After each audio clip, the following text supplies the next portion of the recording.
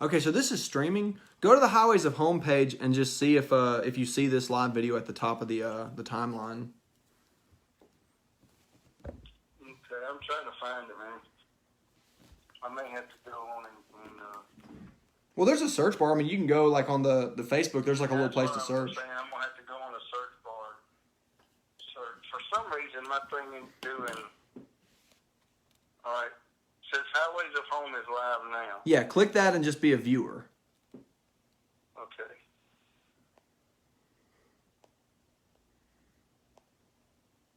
Well, I clicked on it, but it ain't.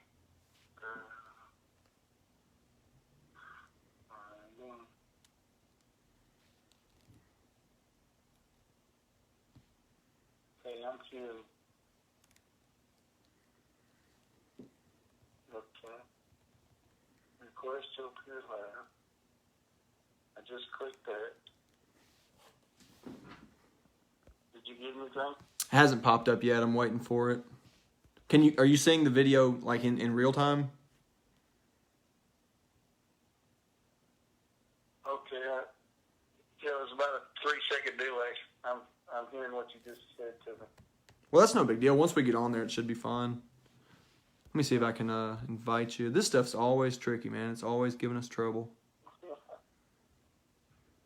so I'm running it through my headset, so I'm hearing everything on my headset, and I'm hearing everything you say and I say. I'm hearing it double, so because we're on the phone. Well, let me hop off the phone. Just as you're watching the video, just try to click that button again at the bottom where it says request to join, and we'll just see if we can get it working. All right. Bye. Sorry to anybody who's watching. As usual, we are having trouble getting this working, but we will get it rolling here in just a minute. Who's watching? As usual, we are having trouble getting this working.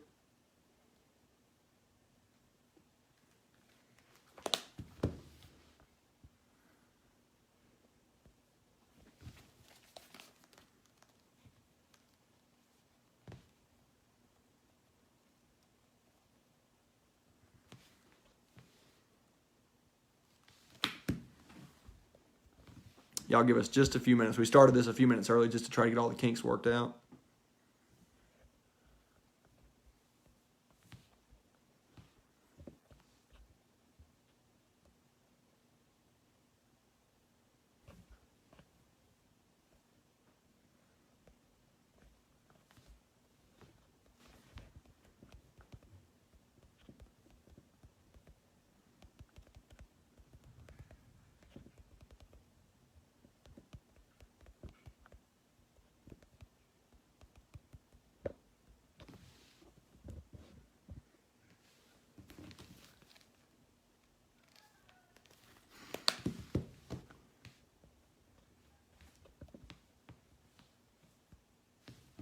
Should be having this active here in the next 5 or 10 minutes to anybody who's watching.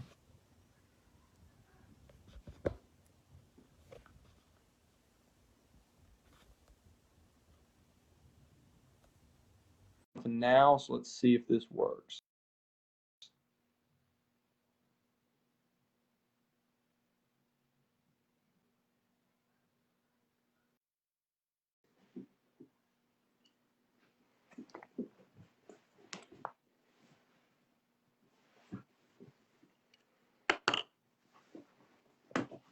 Brother Jonathan, it's trying to add you, but I'm just seeing black on your side of the screen.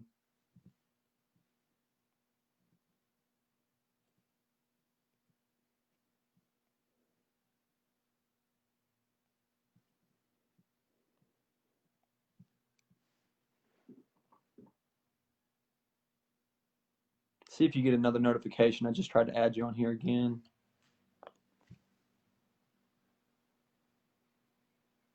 At least it's recognizing, you know, taking some steps in the right direction.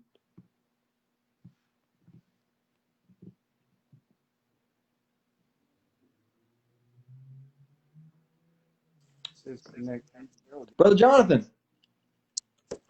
Amen. Hey, can you hear me? I can. Give me a minute. I had mine Sure. set for sideways, and when I did it that way, it won't. Okay. These things are I'm tricky. trying to cut you off. I'm trying to get it right. Yeah, sure. I bought a little tripod. There's I'm like a little $10 tripod you can get at got it Walmart. stationary. All that kind of stuff. Yeah. Yeah, I have one, but it don't fit my bed. And Really? this one is set up. This one's set up to the thing on it set up to go sideways. How's that? Well, are you ready to get started? It sounds good. Can you hear me all right? Yes, sir. I can hear you fine. How's Okay, the lighting? Is my lighting too dim? No, it looks fine. I mean, it's a little bit dim, but I can see you. As long as you can hear me. I know there's maybe a tad bit of a time lag. That's no big deal. Yes, sir. I can't hear you on my head. I'm hoping that that's fine. As long as you can hear me, period. That's all that matters. Yes, sir. I can hear you. Can you hear me all right? Well, let's go ahead and get started. Thank you to all the viewers. You're always very patient with us as we work these things out. This is the 4th Highways of Home live stream with Brethren, and we've never gotten one right yet, so I don't expect to get one right next time either. But people are very patient with us, and I got on the phone with Brother Terry Clark earlier and got him to walk me through it, and it helped not at all. So I'm not very good at learning this stuff. He's pretty savvy. But anyway, so let's get started. Every month, as the viewers know, we do a Facebook live event with a guest. We usually have on either a minister or somebody who's involved in the ministry in some way to come and talk about their experiences and just sort of to kind of give them an outlet to talk about what they go through and what the Lord's been dealing with them. Today we have a guest, Brother Jonathan Lambert, who is a preacher, a singer, and just an all-around wonderful person. His mom and dad, Brother Jerry and Sister Nancy Lambert, were close friends with my grandfather and worked closely with him in the ministry. Brother Jonathan's been a dear friend of mine. His brother, Brother Terry Lambert, is a friend of mine. I worked with him in the prison ministry. And just my family and his family have a lot of history together. We are so honored to have them on. Besides being an evangelist, his family travels with a singing group called the Happy Christians, and they have a Facebook page, which maybe we can get some information to put in the comments section or in the link and make it available. But they do some wonderful gospel singing, and I'm just really honored to have him on. So, Brother Jonathan, please introduce yourself. Well, I'm Brother Jonathan Lambert. I don't know what kind of introduction you want me to give, but I tried to give the best one I could. I'm getting better. Okay. Maybe that light will help just a little bit. You did all right. I've been acquainted with Brother Pike in the ministry there since I was 4 years old. He came up and held a revival up here in North Carolina, and my dad felt like that that was a ministry and that he wanted to be involved in, and he moved me down when I was 4 and going on 5, and so I've been, as far as knowing about the Lord and knowing about the ministry for all of my life, but I've moved back about 18 years ago back up here to North Carolina to be a part of the ministry up here, Christian Temple, and I live here in Archdale. And of course, you introduced me. My name is Jonathan Lambert. So a lot of my old friends, if any of them join in, they might know me as Quinn. But I kind of that's my middle name, and that's what everybody called me. And I kind of had a bad reputation around Monroe and different areas of that name. And so when I give my heart to the Lord, I kind of just started using my first name again. And of course, that's my first name anyway. That's what most people know me by. But like you say, I've been in the ministry since 1997, I believe. As far as being in the ministry, I give my heart to the Lord in 96. There was a lot of things happening in my life at that time, around 96. Of course, your granddad and the one I come up as far as always known as a pastor. Of course, I wasn't serving the Lord at the time, but he passed off the scene in 96, and the Lord took him home. And that's when I gave my heart to the Lord, or surrendered. I had already been going through a lot of different things in that time, and he spoke to me probably about, I don't know, about a month or so, maybe a little more than a month, maybe 2 months before. I know the time that it happened and when it happened, but he spoke to me just briefly and about some things in my life. It was around around May. It was April or May that he spoke to me because it was right after Easter or right around Easter. And he that was the last time that I saw him at all alive. The next time I saw him was at the funeral there at the passing. But after that, after he passed off the scene, I gave my heart to the Lord. I had surrendered to the Lord because I knew the Lord was chasing me. And while I was running, and he was trying to keep me back, bring me back where I belong. And of course, I just wanted to serve the Lord. And I guess I've said this a lot in my testimony, giving testimony in my lifetime. I've told a lot of people. I said, it was told to me as a child, or it was told to my parents when I was a baby, that a minister prayed over me and said that he saw me being a preacher. And I grew up, as you said earlier, I grew up with my dad being a great Brother Pike, Brother Porch, and traveling all over the world. And I witnessed one of the greatest men of God and how he gave his life. I witnessed it firsthand. It wasn't no hearsay. I saw things and I witnessed things. And I didn't want to have no part in the ministry if that was what it consisted of. And I was terrified of it. And I saw a man literally give his life, for the ministry. And so, in literal sense, he gave his life. And so I didn't really want to have a whole lot to do with it. And it was told to me as I was growing up, several other ministers, I could name some of them, even your great-granddad, Brother George's dad, we all called him Paul, a lot of people thought his name was Paul because a lot of people called him Paul, but his name was Sam Pike. We called him Paul Pike, like Grandma and Grandpa, but Paul. And but he told me, as just a little bitty fella, before he passed, he told me that he had a vision of me preaching before many people. Really? And I never knew that. Called me his little preacher man. I did not know that. Yes, sir. I don't tell a lot of people. I say I don't tell. I don't use it as a bragging thing. But he did. I think I was 5 at that time. We hadn't been long moved down to Georgia.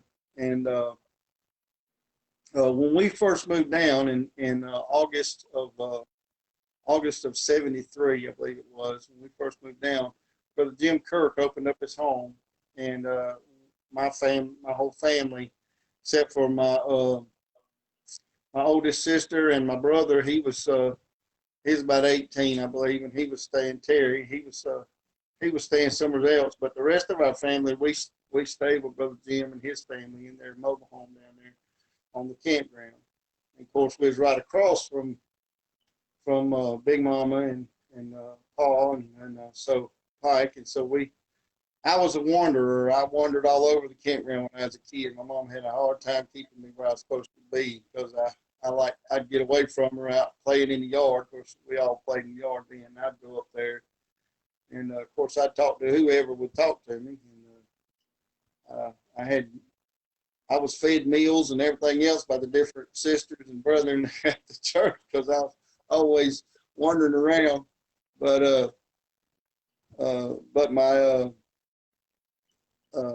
he told me when I was just a young man, just probably about I was probably about 5 then. I think it was after my birthday, and he told me that he saw me ministering to a bunch of people. He just said a multitude of people, and of course other ministers had said things, and I was growing up seeing Brother Pike, your granddad, and the way he dealt with the ministry and the way he gave his life for it, it terrified me to be a part of it. And so I ran from God. And but God had a way of getting me back. Obviously, he did have something for my life because he got me back. And it's been a long journey. Been a lot of things happen, a lot of things that's unreal almost in my lifetime that's happened, especially in my family personally. So, but we just keep pressing on and doing something, trying to do something for him. As you said, we have a singing group. We were mostly singing in nursing homes and churches and occasionally. Of course, anytime we minister anywhere, we try to sing some. And, Lord, I always had a dream of having a gospel singing group coming up. And the Lord gave me a family, and I ended up having one. So, Yeah. Now it's getting a little smaller because one of them got married and one of them moved to Georgia with the grandparents. But, Well, it might get a little bigger after that. You never know. yeah, you never know. I was going to mention to you, I'm sure you probably know, we do some original music here on the Highways of Home channel, and the people that I work Yes. with in the ministry, we have several different things that we do. Right now, we're in the middle of packing and distributing these care packages for the homeless that have socks and blankets and food and a lot of things in a backpack. We're supposed to go out tomorrow and give out a bunch of them. Then we're working on the next set now. So we do a lot of different stuff. And I was going to mention to you one thing that I wanted to move into, and I've talked to some people about this, is maybe having some guests who do music to submit like a video or a recording of them doing one of their songs the way that they do it to the channel. And we would be happy to promote that for them and kind of get that out there for them. I would love to do that for different Christian artists. So if you guys would be interested in doing a song for us or doing a video of y'all doing a song or just whatever, I would really enjoy putting that up on the channel. Yeah, okay. Well, we've been talking about, we actually have a YouTube channel ourselves. We have a Happy Christians YouTube channel, but I haven't ever posted anything on it because when all this stopped, we were doing a lot of our video and stuff we were doing in the nursing homes as we singing. And so when this Corona thing or this COVID stuff started happening, and they just shut down everything. And we haven't been into the nursing homes since April. We did the April 1st. We had several of them that we went into two times a month, and we did our first couple of singings in the first part of April, and then they all shut down, and we haven't been to one since. Yeah. And well, the same thing happened with the prison ministry that Grace Temple was involved in. Yes, sir. Yes, sir. We know that too. We're involved in the prison ministry, but in a different facet, in the fact that we don't get down a lot of times to go in, but we do communicate with a lot of them. Speaking of that, I would like to request prayer. I believe it's Washington State Prison there in Georgia. They've been in a total lockdown for a couple of weeks because of gang riots. Oh, man. And there's a brother in there, Brother Strickland, Kenneth Strickland, and he communicates with me, and he talks to my pastor, Brother Rob, a lot, but he messaged me the other day through the JPay system. I communicate with him through that, and he emailed me, told me that they've been under total lockdown. That's why he hadn't been able to talk to anybody or make any calls or anything. Yeah, I've used that JPay before. That's a good little system. Yes, sir. As far as evangelism, tell us a little bit about where you go. I've seen you online, quite a bit, especially in the last little bit, preaching at different churches and stuff. Tell us a little bit about kind of how you do your evangelism in the places that you go to. Well, sir, I got some places that where we met the pastors, and I would really like to do some more old-fashioned type evangelism where we actually just go out and minister to whosoever. But it seems like nowadays it's more constrained to going to churches and encouraging and strengthening and hopefully strengthening pastors' hands and whenever we can. And we go a lot by invitation. And of course, I prayerfully consider everything and every time I'm invited. But when we are invited, we consider it and we pray and want the leading of the Lord. There is a place down in St. Paul, North Carolina, where I've been going. I guess probably it's going on about 8 years now. 8 or 9 years been going. We've been visiting with them. I met them and through another minister, and been going down there. And we've really got to where we're like family. And they have a place where they allow me to stay when I'm down there. I'll go down there sometimes on the weekend. Here a while back, I went, which I have these videos on my YouTube channel. It's called Evangelist Jonathan Lambert. Yeah, I'm subscribed to that. And I have some videos let me put this on. That was my phone going off. Let me put it on silence here. I have some Never videos fails. from that meeting. I have some videos from that meeting on there. When we was there for 16, I preached 16 consecutive services. Wow. And I was I knew it working was a during lot. I wasn't sure exactly how many, but I knew it was a lot because I saw you night after night on Facebook. yeah, I'm I watching don't the have vlog them now, by the way. on. Thank you. I pray it helps somebody. It helped I me. don't have, If nobody else, it helped me. yes, sir. I don't have them all on the YouTube channel, but I do have quite a bit of them. I have, I think maybe 15, maybe 13 or 14. I'm not sure how many. I know there was 2 or 3 that my wife did. She had to record on her phone because my tablets. What I was doing, I was using the space on my tablets, but I don't have an internet connection when I'm down there, and I couldn't stream live, so I was recording it. But she streamed with her on Facebook, but to get them on YouTube, I don't have enough following to do live stream on YouTube, and I didn't Right. have a PC. Yeah, they have So those thresholds that you have to meet. yes, and so what I do is I record them. I record it on my device, and then I post it on the YouTube. And once it's posted, then I delete it from my device and have that space. But being I don't have a connection down there, good internet connection down there, I have to go wherever I can.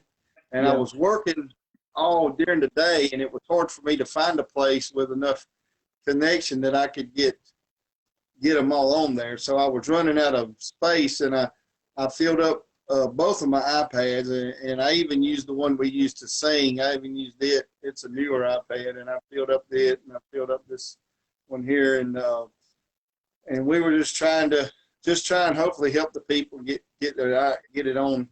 Because if I got it on YouTube, then I can share it often, or as many times as people can go on. Right. That's the thing about Facebook Live. I like Facebook Live, but I haven't figured out how to get what I do on Facebook onto YouTube. Well, a lot of it is just meeting that threshold. YouTube is a lot stricter, and they kind of make you work for it. Even when it comes to getting like a custom URL. When I first started the George L. Pike YouTube channel, I had to get to 100 subscribers just before they would let me get a customized URL. So they kind of have those things in place. I wanted to mention one story to the audience here, and I want to say hello to Brother Mark Williams. He had commented and said, "Hey to you, Brother Jonathan." Brother Mark Williams is always so encouraging. Anything that I do for the Lord, he's always the first one to cheer me on. He's a big fan of mine, and I appreciate him so much. He's really, a lot of times he don't even know how little messages that he sent me has meant a lot to me. But there was a situation where I was asked to fill in as the minister at a little church down in Washington, Georgia, called Harvest Time Christian Center, by a man who married my wife and I, Brother Terry Casper, a fine minister. Well, he had surgery, and so I had to go down and fill in for a few services, and he sort of entrusted me with that, which was a great honor. Well, around that time, Tammy was expecting, and we were getting real close where we had to have the baby. And it was also right around that time, I can't remember exactly when, but we caught the coronavirus, and I had a real bad case of it.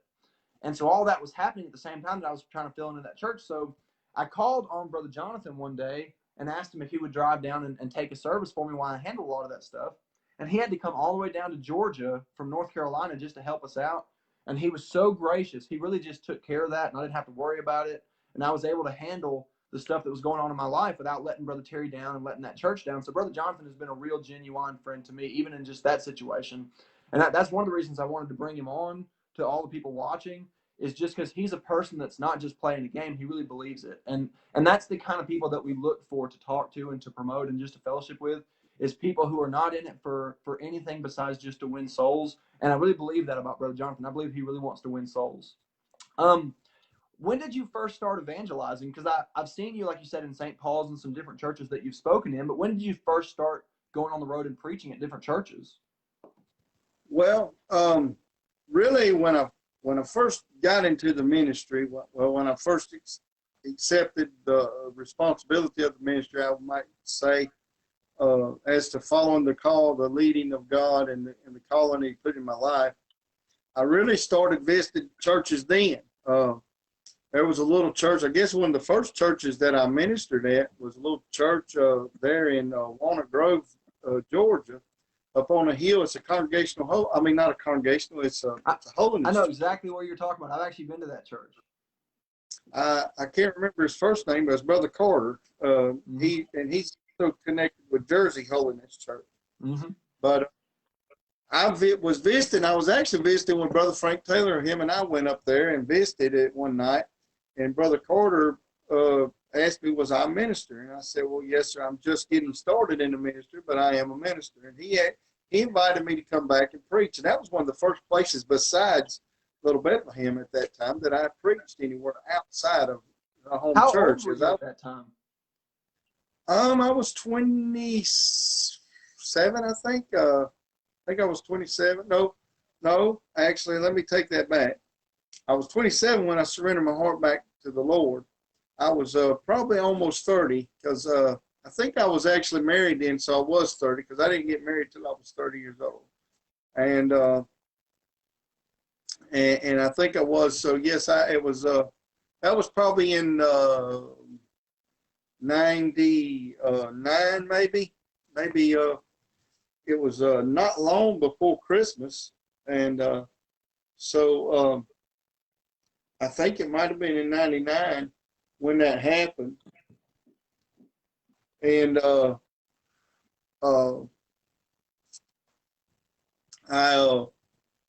went and ministered for him. Of course, I went back and ministered for him again on another time.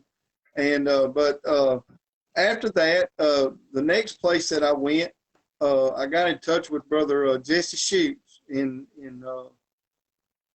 Humboldt, Tennessee, and I went and ministered. I went and ministered. Set up. It was a Thanksgiving revival. I went, and I think it was Thanksgiving that year. But I went up there, and we got there on a Friday night, and I ministered Friday, Saturday, and Sunday morning, Sunday night. And when I went, now this was the thing, he told me he had some other ministers coming. So when I went, I was under the understanding that I was going to be one of a few ministers, and that I was just going to minister a service. And Brother Hollis, Brother Baxter Hollis Jr., which was the elder of Brother Hollis that we knew, he was supposed to minister. And there was another man there locally that he knew that was supposed to come and minister. Well, when I got there, and like I said, this is the first time I ever preached a revival. I had never actually preached a revival at this time. I just ministered a service or two. And when I got there, well, I met him, and he met us. He showed us where to get a motel room, which he took care of, and I really appreciate that. I wasn't expecting him to, but he took care of my motel room, but I said, well, Brother Jesse, I said, what night would you want to have me minister? He said, well, I thought I'd have you minister tonight. And I said, well, when's the other ministers getting here? He said, they're here. I said, they're here. He said, yeah, I'm looking at him. And I said, oh, so I'm the other minister too. And he said, yeah. He said, Brother Hollis, he said, Uncle Hollis, Brother Hollis is actually his uncle. And he said, Uncle Hollis couldn't make it. And he said, the other man got sick and he can't make it. He said, so you are the evangelist. And I said, well, okay. I said, I'll do the best I can. And so, and it started a relationship because I was actually, besides one time when Brother Frank went and ministered for him, I was actually the first minister from Little Bethlehem to come and start actually coming and hold a revival for him. Oh, okay. And so after that, different ones have. Brother Mike has, Brother Rob has, and different others. But I was one of the first ones to, and we built the relationship. And out of about 21 years, because that was before my daughter was born. So out of about 21 years, this is the first year I can remember that I haven't been there. And because of the sickness, they hadn't been having, I don't know if they're having Sunday services, what they haven't been doing any revivals or anything. And because of these things going on. So this is the first year in about 21 years that I haven't been to Humboldt, Tennessee to hold a revival of some kind.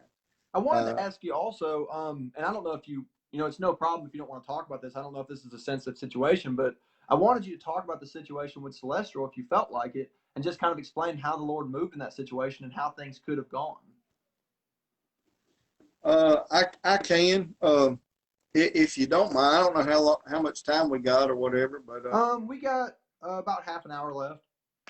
okay. I'd And like like to I said, I don't start. want to press you or anything. I just think that the way that the Lord protected her in that situation and brought her through it, to me, was so miraculous. I would like to add as to some things that's went on in my life uh, since I was a child. I knew that God had His hand on me in some kind of way, and like I said, that's one reason why I run from the Lord. You can ask your dad and your uncle about this situation. One time in Israel, we were over there and we were young. I guess we was probably about 13, 14 years old. I don't remember what it was in 83, I think it was, when we was over there. But we was of course going around different places with your papa, and we ended up on the Syrian border there, but we couldn't go in because we didn't have visas to go across. Right. And we were there on the border, and then one of the Danny and I, Joe, your dad, he stayed off the side, but Danny and I, we started picking up shell casings from where they had actually had war. You know, we weren't thinking they was in a real war. You know, Yeah. and we started picking up shell casings.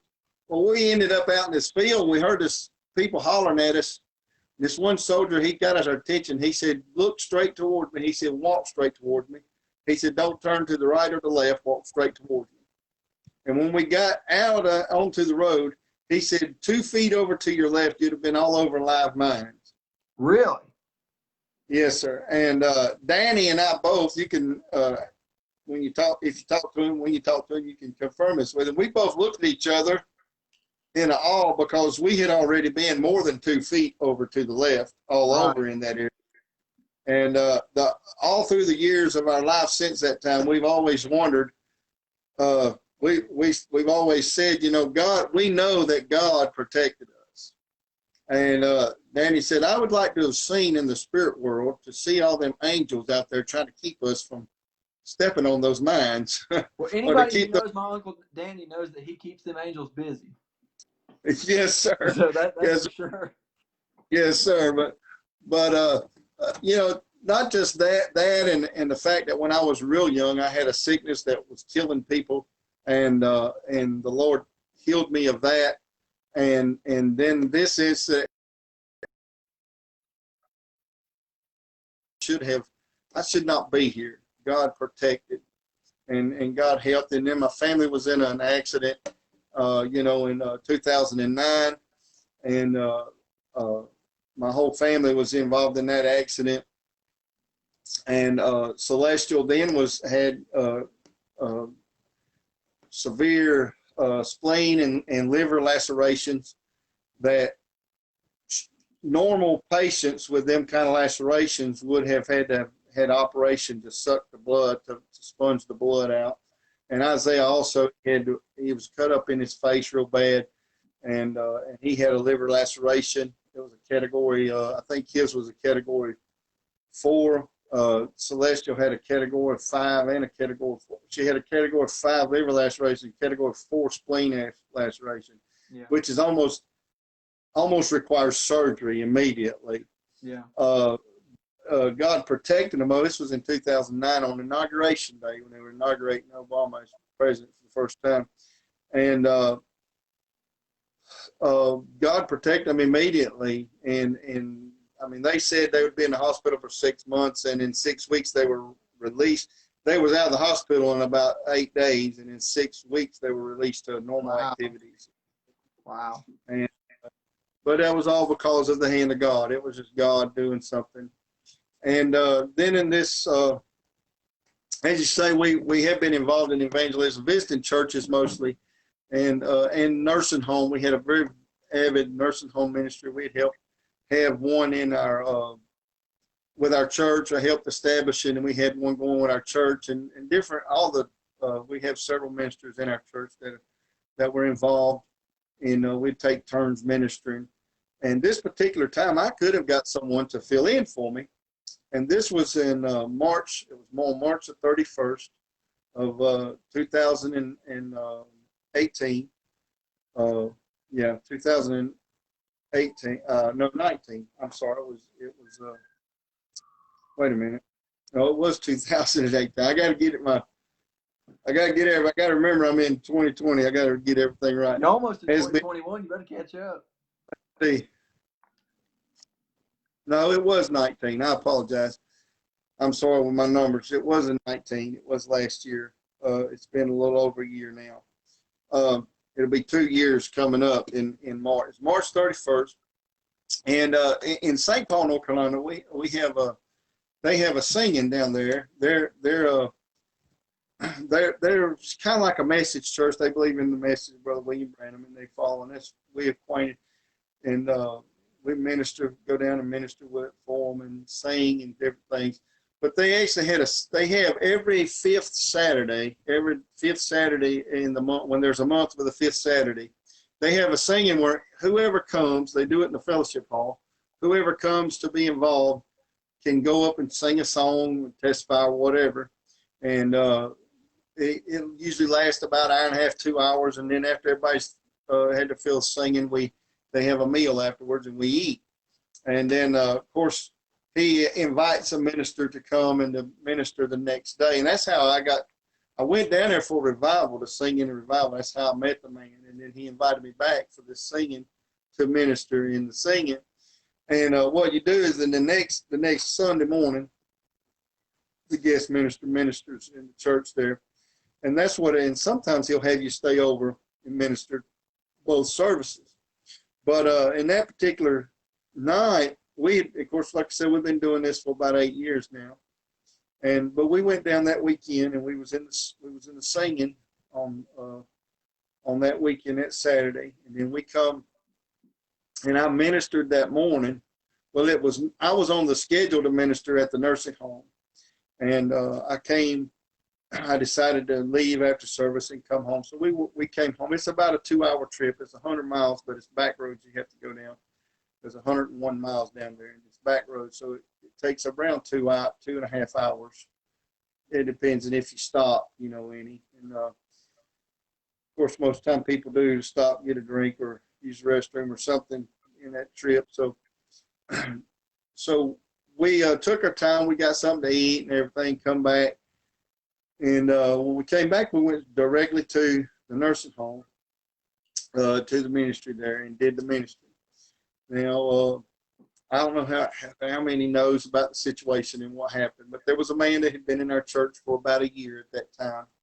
And he met some of our folks uptown. He's met some of the lady folks that had on dresses, and he met them, and he asked them, he of course realized they were church people. He asked them where they went to church, and they told him, gave him an invitation. He started coming. Well, he actually went, one of the times I was down in Humboldt, he actually went come all the way to Humboldt. Oh, wow. He was in the service a couple times. That's all the way to Tennessee. And yes, sir, Humboldt, Tennessee. It's about a 10-hour trip from here, depending. If you drive straight through, you can make it about 8.5 or 9. But if you stop any at all, it's about a 10-hour trip to drive it. And it's about 90 miles from Memphis. So it's off of 40. You go past Nashville and you go to Jackson, Tennessee, and it's about 17 miles from Jackson, Tennessee, northwest, going on another bypass called 45 bypass. And so he'd been to different places, and he went to nursing homes singing and stuff. And I got realizing the man was 40 years old, and I got realizing that he was acting interested in my daughter, which was 18 years old at the time. And of course, he was how old, 40, you said? Yes, sir. Well, he was 39 when it started happening, but he was 40 by the time. Quite a bit older than her. Yes, sir. Sure. About 20 years, close to 20, 21 years older, something like that. He was 21 years older. I wanted to say hello to Brother Steve Whitlow. He had commented and said, "God bless you, Brother Jonathan." Oh, okay. I'm sorry. I ain't. No, that's all right. I try to watch all that stuff as we go. That's all right. your job. Yeah. I did notice that Brother Ed Luffman was actually on there just a few minutes ago. I Yeah, did I've see been his watching the name. viewers. People have been watching. It goes up and down as we go, but I mean, people have been watching pretty Yes, sir. steady. Yes, sir.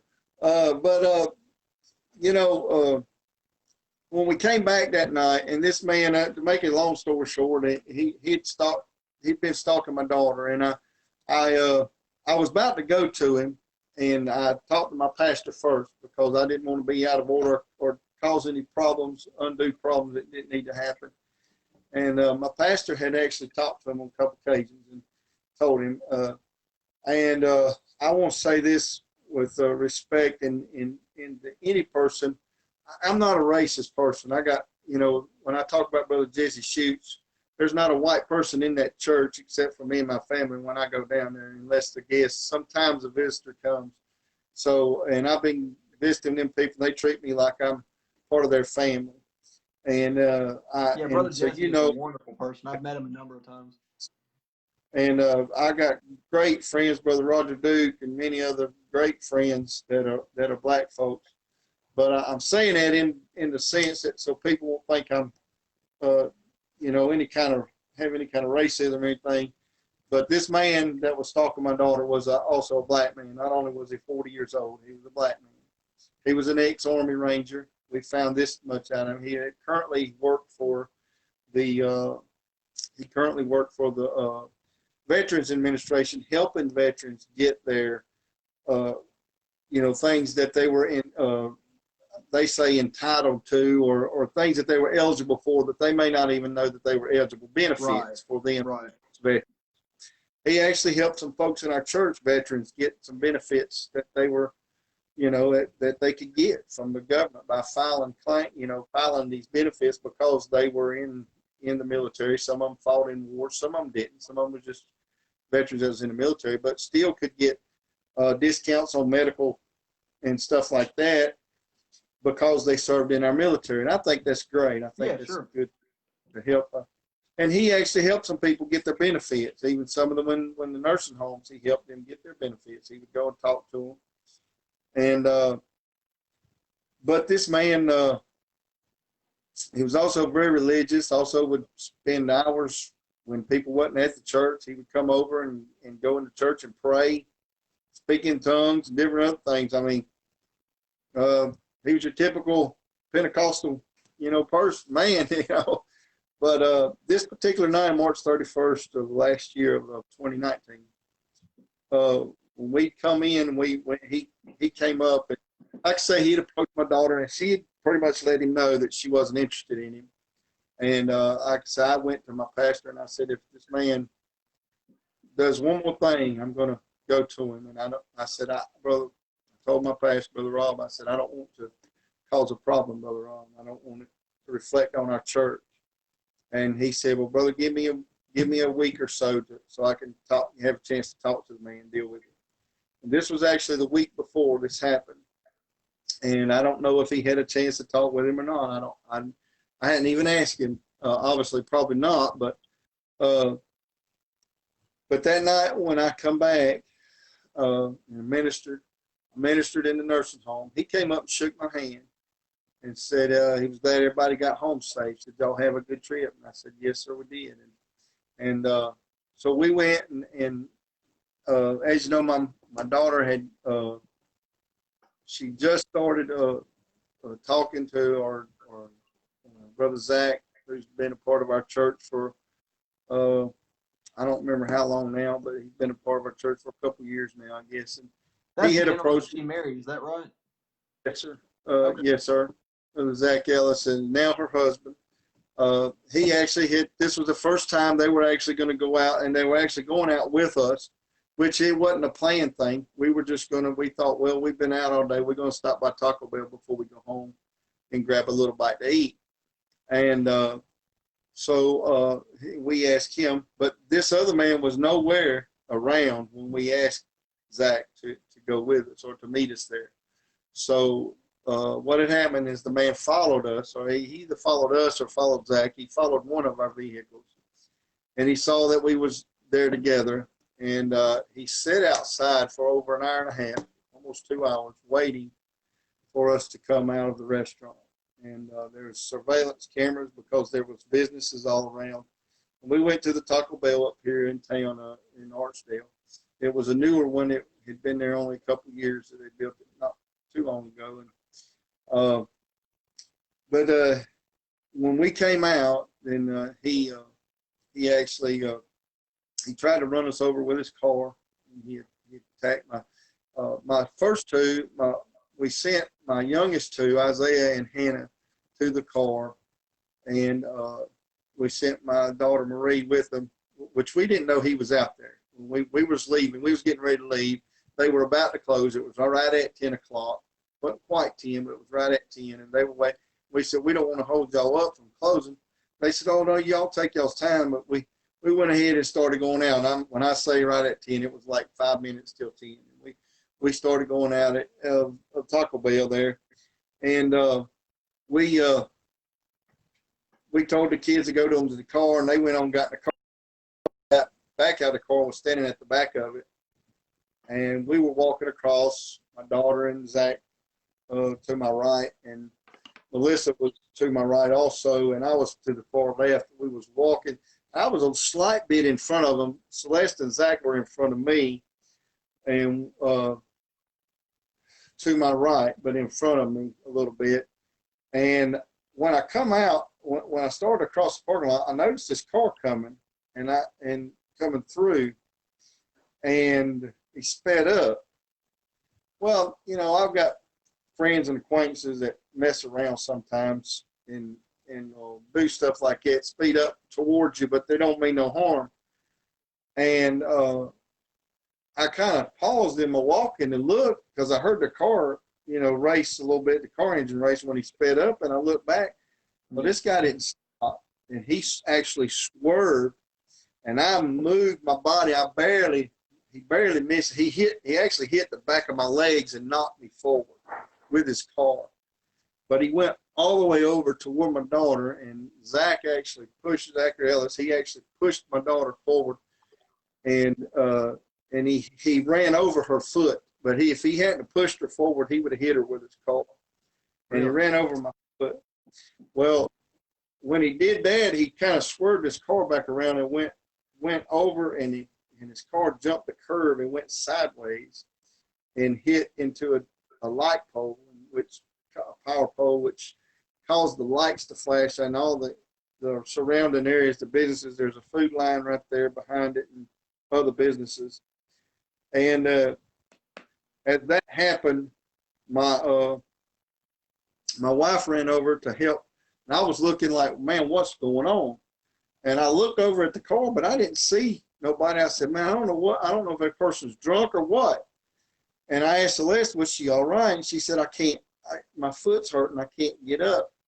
And my wife went over to help her up. And as she did, I was walking toward the car. I was going to open the door for him to come over and sit down. I can barely even listen to this, Brother Jonathan. I don't even know how you can talk about it. Yeah. It's very vivid in my mind, brother. I feel bad even for asking. I'm glad the audience is getting to hear this because it's a wonderful testimony, but it's hard to even listen to this. I can't imagine having to tell it. Well, about the time, this is where it get hard, and I may have to stop. But about yeah, that I don't want to push you at all. Seriously, I mean that. I noticed at the corner of my eye, I just saw somebody running, and before I knew it,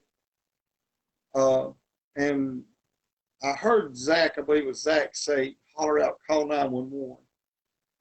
And the next thing I know, I see this guy jump over, and he's over my wife, and I saw him. When I saw him, he raised his arm up, and he had a knife in his hand. It was like we used to call old Bowie knife, or like Rambo type knife, you know. And stabbed my daughter 6 times in the back before I could get over there. And we don't have to go into a lot of detail with that, Brother Jonathan. I was able to stop him from doing any further damage, and but I held him down. The police got there and got him, and so I cannot believe. You know, I hate to stop you. I just, you know, to me, to me, you're like a perfect person, because I would have set him on fire. And I love God and I love people, and I still would have set him on fire. Well, Brother Christian, I want to tell you this, and I want to tell whoever's listening. I want to make something clear. I had the man face down on blacktop pavement. I could have done anything I wanted to him right at that point in time. And I've told this many times. I told the news media this. I told the police this. I said, the only thing that I can say is that there was another spirit, and I believe it was God. I believe it was the Holy Ghost. It definitely was the devil, I can tell you that. Keeping me from doing to him what he tried to do to my family. Because whenever the police got there and they put the cuffs on his hands, my mind, I started punching him. But I was holding him down. I could have grabbed him by the ears and just banged his face into the pavement, but I never did it. And I don't know why. It never dawned on me. I never thought of anything. The only thing that was on my mind the whole time I was holding this guy down was, I can't let this guy go. He's not going to get loose and hurt somebody else. I can't let him go. And I was crying out, hollering at the top of my lungs, somebody call the 911, somebody get the police, somebody help me. I was talking this to another guy the other day who actually worked at the Taco Bell once after this point. There's nearly a 300-pound guy standing in Taco Bell who locked the door and never would come out and offer them any assistance whatsoever. Standing there watching this whole thing, holding his phone. I guess he was videoing it, I don't know. But never one time got any help offered until the police got there. Well, Zach did help me just a little bit when I got the man to the ground. And but after all that, like I said, my daughter was stabbed 6 times in the back. It severed the brachial plexus nerves, it rendered her arm useless from her shoulder down to her elbow on the right side. Let me stop you for just a second. To all the viewers who might have missed the first part of the story, Brother Jonathan's telling a story about his daughter who was attacked and stabbed multiple times and miraculously survived. I just wanted to let anybody know who had just tuned in. Yes. Go ahead, Brother Jonathan. I'm sorry. Yes, that's all right. But there is a miracle in it all. It was said by our pastor in somewhat like a prophecy that because the doctors were saying all this stuff, could be disabled for so long and so many years. You may not never regain use of the arm, all this. And the Lord spoke through our pastor and said there will be a full recovery. And, of course, she's has been through problems, But like I said, it rendered her, she wasn't paralyzed. It chipped her spinal cord, which they thought was going to cause a problem. It did, and several other problems with some of the wounds. It affected parts of her bowels and different things that affects when you hit nerves and spine. And but one of the biggest damages was the brachial plexus nerves up here was severed, and it caused her to not have use from her shoulder to her elbow on her right arm. Well, a year ago to this date, actually, it happened. The surgery took place on the 12th. And by the way, I didn't tell about the Lord giving me a wonderful wife, and the wife that I have. That part. Yeah, I skipped that part. I got a wonderful wife who, on tomorrow, will have been putting up with my sorry hide for 22 years. Well, congratulations, and please tell her we said congratulations. Yes, sir. And tell her we'd like to know how in the world she did that. I'm wondering that too. I'm just a blessed man. I was telling my brother Rob the other day, I said, Brother Rob, it's 22 years she's put up with me. He said, Brother Jonathan, we know for sure there's some Holy Ghost-filled women that God has put in this earth, and one of them's your wife. Yes, sir, that's right. And, of course, he went on to say that one of them was his wife. So, but but last year they called and told us just before our anniversary, and we were planning to go off somewhere, and they called and told us that they could do a surgery on her nerves to try to reattach them. And so on the 12th of December last year, we were in the hospital there in Winston-Salem, in the Baptist Hospital, and the surgery. And I remember coming out. I actually went to work because it was about a 5-hour surgery. So after she went back, and we couldn't go into the surgical room with her. After she went back, my wife and I come back out, and I left and went to work, and I came back. They were keeping me updated through text. The actual nurse was keeping me updated through text. And I came back. Thank you, Brother Mark. I appreciate it. He just said happy anniversary to us. And but I came back, and I happened to be there right when the doctor come out and talked to the family. They asked for the family. Well, my wife and them was down getting some lunch at that time, and I called them and told them they was waiting on us. So we came, but I went in. I was sitting there with the doctor first, and he is an Asian doctor, or he may be a Chinese. His last name's Lee, Dr. Lee.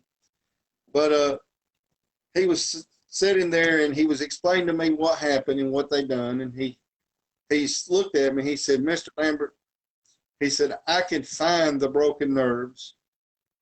And I don't know if any of you ever know much about nerves. Nerves are very, very tiny. You have to almost have a microscope to see them. I mean, they're very tiny.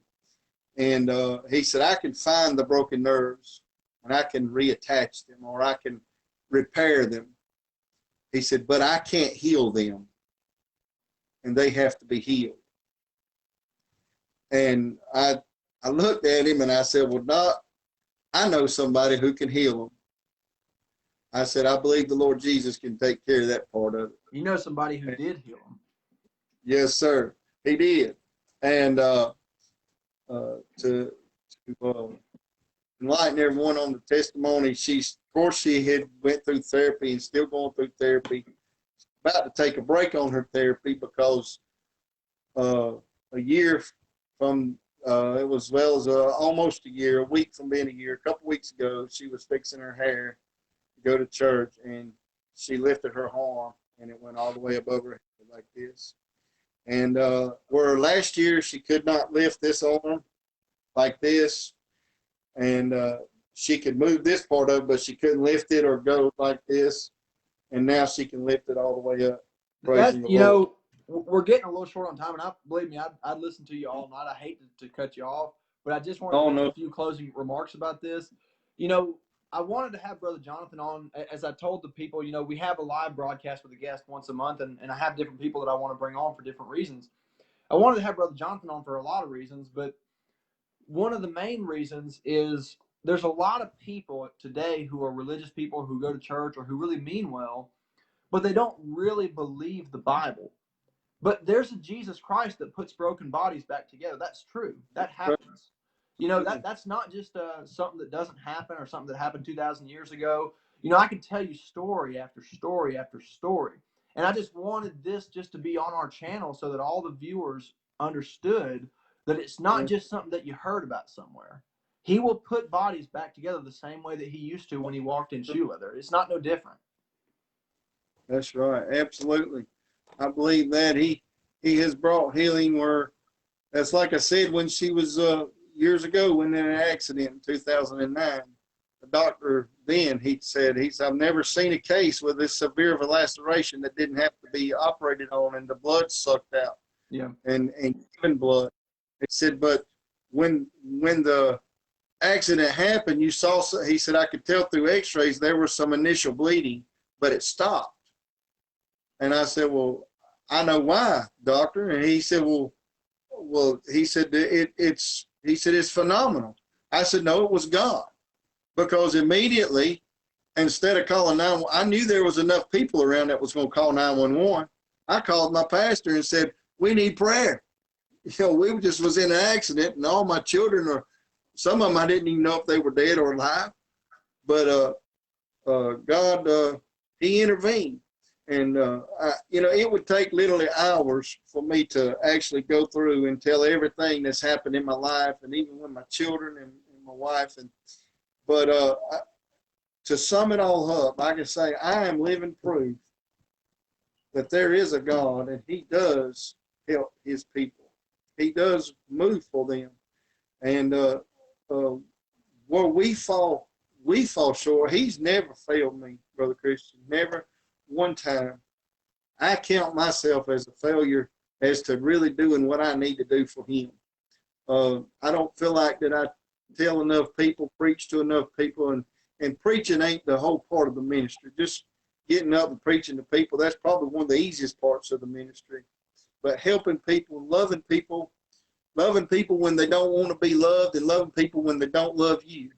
That's probably one of the hardest parts of the ministry. Yes, sir. But that's what Christ did for us. And for us to even call ourselves a Christian, we must have that same kind of nature and that same kind of attitude. We've got to love people who we know don't love us and could care less about us. And one of the reasons why I helped the brother down in St. Paul so much, and I've told people this, I've even said it to his own congregation. I said, the one thing I've seen, the brother just turned 86 years old, and he's still preaching the gospel to the best of his ability. I said, the one thing I've seen about this brother, Brother Thomas Britt, I said, he has more of a concern for some of your souls than you do for your own. Yeah. And that's the thing I've seen about him. Well, you can find all kinds of problems wrong with people, but when a man loves people, that he helps them continuously, and he has a concern, he stays up hours in the night praying and seeking the Lord, and he tries to help people, trying to get them to realize that they need God, and that God's the only thing that can help them through most of situations. But in this day and hour, folks, if we don't have God, we in trouble. I just told somebody that earlier on the phone. Like I said, me and Brother Terry Clark Jr. were on the phone. He was trying to get me to understand this live stream stuff better. And I basically told him, I said, Terry, my confidence is not in Washington, D.C., because at this point, there ain't nothing up there to have no confidence in anyways. But we do have to wind down. I appreciate so much you coming on. I mean, it really means more than you know. I'm sure many, many people enjoyed this and will continue to. This will be archived on our playlist called Live with Brethren on the Facebook page, as well as the same playlist on our YouTube channel. We'll have it on there, have it available. Like I said, Brother Jonathan Lambert, they have many social media outlets. They have the Happy Christian page on Facebook. If you don't mind, whenever you get a minute, send me some of the links or some of the information for your social media ministry, and I'll be happy to make a post so that people can be aware of it. Yes, sir, we'll do that. And they can find us as the Happy Christian / Lambert family. And we have videos and different things of us on there singing from past. And even some of our nursing home ministries, even some of the times when we've ministered.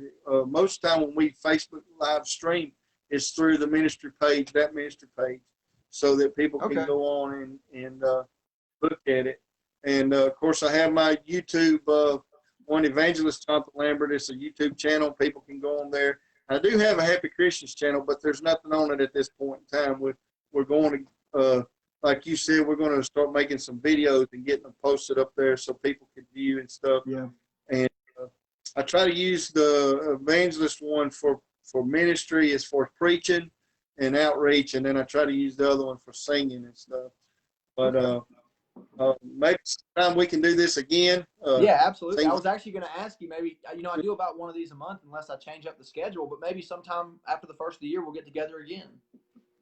Yes, sir. Yes, sir. We'll do that, and it's been a wonderful time. I really didn't know what we didn't really talk about what we were going to talk about, so I don't plan it out too much. My goal when I do these is just to try to be somebody who can keep the conversation moving, where the person can just let the audience know what they are and what they've been through. And one thing I wanted to ask you that I forgot before we get off here real quick, what are some of your visions for the future? What direction do you see yourself going at this time, or what's something that you're trying to accomplish going forward? Well, sir, I would love to see, and I don't know that this will ever happen, I would love to see the nursing home ministry open back up and we can do some things there.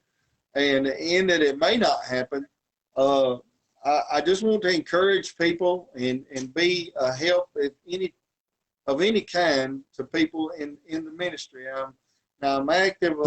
My whole family is actively helping Brother Rob here with Christian Temple and all the ministries, surrounding ministries that we have here with what we can do.